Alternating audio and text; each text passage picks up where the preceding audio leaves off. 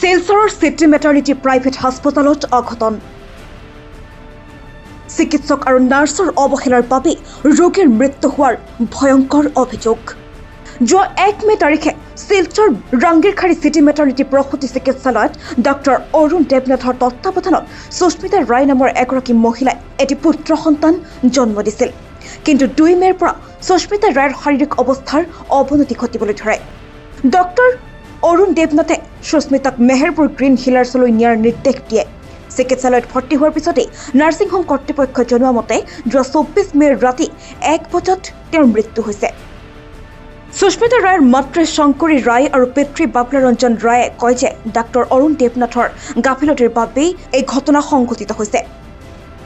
লগতে maternity nursing হোমৰ nurse আৰু চিকিৎসকৰ সম্পূৰ্ণ গাফিলতিৰ সবিশেষ তথ্যও দাঙি ধৰিছে পৰিয়ালৰ লোকে। অৱশেষত পৰিয়ালৰ লোকে মুখ্যমন্ত্ৰী ডক্টৰ হিমন্ত বিশ্ব শৰ্মা, স্বাস্থ্যমন্ত্ৰী কেশৱ মহন্তৰ লগতে জিলা দণ্ডাধীশলৈ বিনম্ৰ অনুৰোধ জনাইছে। নাৰ্ছিং হোমৰ অনুজ্ঞাপত্ৰ আইনগতভাৱে বাতিল কৰিব লাগে আৰু লগতে ডাক্তৰ অৰুণ দেৱনাথকো শিলচৰ চিকিৎসালয়ৰ সেৱাৰ পৰা বৰখাস্ত কৰিব লাগে।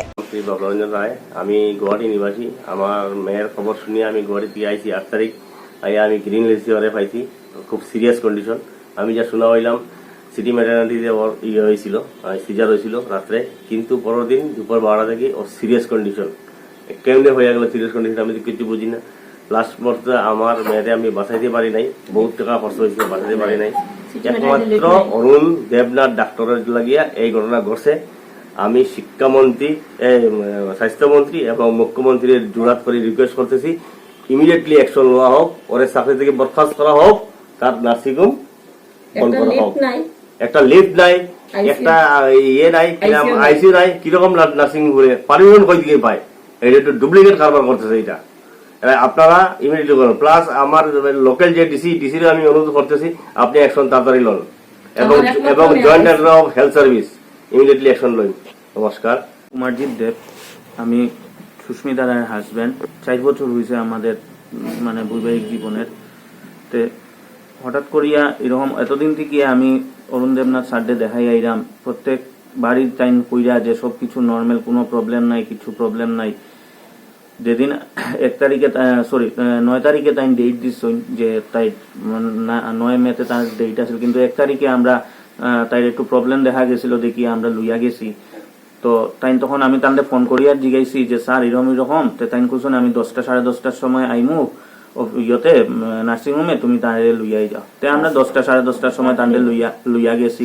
হ্যাঁ, যাওয়ার পরে তাই দেখছো দেখিয়া কইসন হ্যাঁ সবকিছু ঠিক আছে, সবকিছু নর্মাল, তোমরা আজকে করাই দিতে নি। আমি বলছি দেখুন স্যার আপনি এটা বুঝবা ভালো, হ্যাঁ আজকে করাই দিলে তো যদি হয় তো ভালো। তাই বলছেন হ্যাঁ আজকে করাই দিব, হ্যাঁ নর্মাল করতে নেই। আমি বলছি হ্যাঁ দেখুন স্যার নর্মাল যদি হয় তো ভালো। এরপরে তাই কইসন যে করার লাগি ইসিজি করাইছন, কি করাইছন।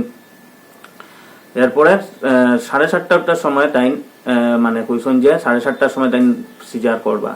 তে লইয়া গেছেন, লইয়া উইদিন 15 মিনিটসের ভিতরে তার সিজার উজার শেষ কমপ্লিট হয়ে গেছে। হ্যাঁ, কমপ্লিট হওয়ার পরে তাই লইয়াও হয়ে গেছেন এখান থেকে, সবকিছু ঠিক আছে।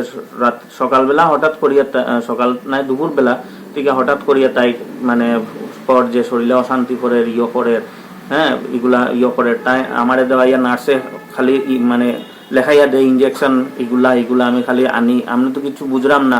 প্লাস আমি জিগাই কি হয়েছে, হ্যাঁ এখন না এগুলা সুগার অল্প বাড়ছে আবার কমছে, এগুলার লাগি আমরা করতাম। এরপরে আমি কইছি যে স্যারডে ডাকো, স্যারডে আনো। স্যার কিন্তু এই সময় আসলা না, তাই কিন্তু ফোনে যোগাযোগ করতা তার লগে। দেখুন আমার মেয়ের নাম সুস্মিতা রায়। 1 তারিখে এই যে সিটি মেটার্নিটিতে অ্যাডমিট করছি, অরুণ দেবনাথ স্যারে দেখছেন। 1 তারিখ সিজার হয়েছে, 2 তারিখ থেকে তাই পুরা সিরিয়াস হয়েছে 1:30টা থাকিয়া। তাই রাত্রে 9:30 এখানে তারা নিতে দিছে। সিস্টার আর ডাক্তারগুলার মানে যা ব্যবহার করছে আমরা সঙ্গে, এগুলার এতটুকু আমি কইতে পারবো না। কিন্তু আমার মেয়েরে তারা মারছে, পরিকল্পিতভাবে তারা আমার মেয়েটারে মারছে। আমার একমাত্র মেয়ে ছিল, ডাক্তার আর নার্সের কারণে আমার মেয়ে মারা গেছে। তারা আগে থেকে সব টেস্ট করছে, করিয়া কইছে আমার মেয়ে সব নর্মাল। পরের দিন থেকে দেখাইছে কি এই যে গ্রিন হিলসে লইয়া গেছি, আমার মেয়ের সবগুলা বডি পার্ট সব শেষ করছে এইখানে। তারা ডাক্তারের হাতে আমার মেয়েটা মারা গেছে, একমাত্র নার্স আর ডাক্তারের কারণে। সুস্থ মেয়ে আমার 30 তারিখ অব্দি অফিস গেছে, 1 তারিখ হসপিটাল নিয়ে গেছি। মেয়েটা নিজের পায়ে হাঁটি হাঁটি গিয়া অপারেশন রুমে ঢুকছে। আধা ঘন্টায়